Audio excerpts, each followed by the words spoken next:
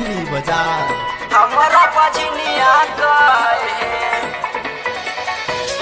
हमारा बजनिया कहे। Presented by Riya Recording Studio, Khagariya।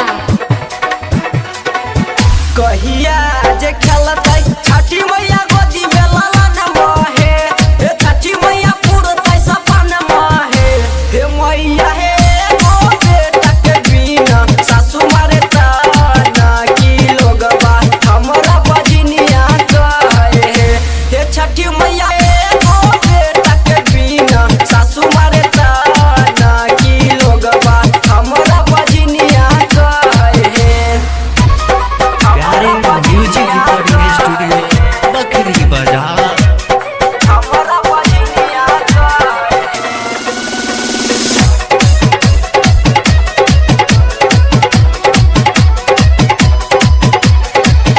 गोदिया तू भर जा साले साले परब करबो हे। ए छठी मैया व्रत रखबो हे। ए छठी मैया भूखल प्यासल करबो तोहर पूजा ना की लगवा हमरा बजनिया कहे।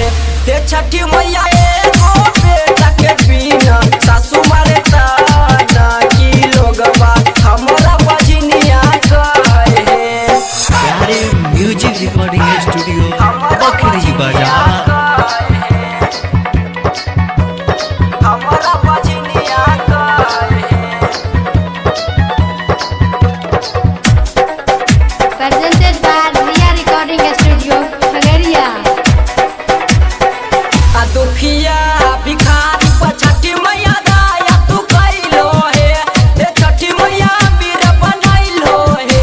तब बिट्टू से बेला कौन गलतिया पुरल अरमान की लगवा हमरा बजनिया कहे।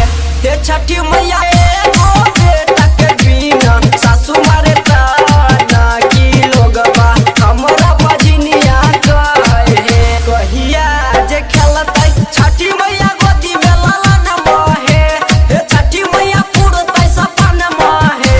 हे मैया हे एगो बेटा के बिना सासु मारे ताना की लोगवा हमरा बजनिया कहे।